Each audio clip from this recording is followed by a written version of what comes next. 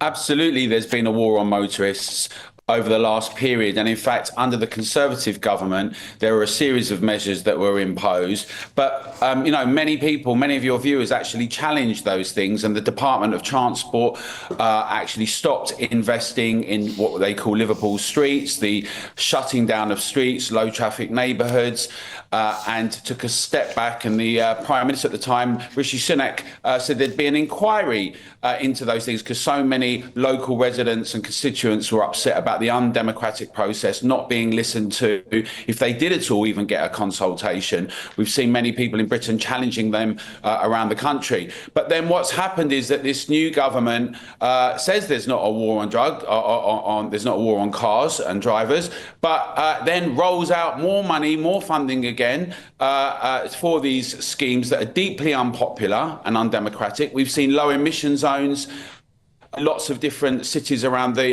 country on a false premise of clean air. We saw that Sadiq Khan lied about that in the research and actually tried to get scientific research tampered with.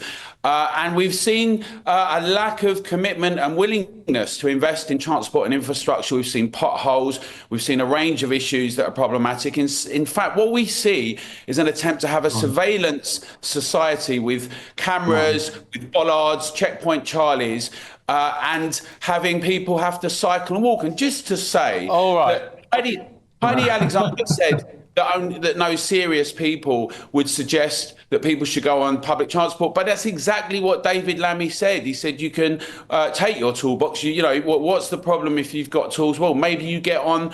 We've got a good train system. It's preposterous. What we've had is a range of things. You look at the levels of investment and the cathartic, sluggish growth. HS2 is an example of the problem of once great nation that engineers and invests and now is so obsessed with health and safety and limits that has real challenges in doing investment in transport and infrastructure. We've got regional areas like Transport for London that thinks that its strategy for transport is to walk and cycle. We've seen a situation in London. We've seen a situation in London where we're now back at around 6 miles per hour in many areas because so many roads are blocked off, people can't move around. Then cars are then blamed for the reason why there's congestion.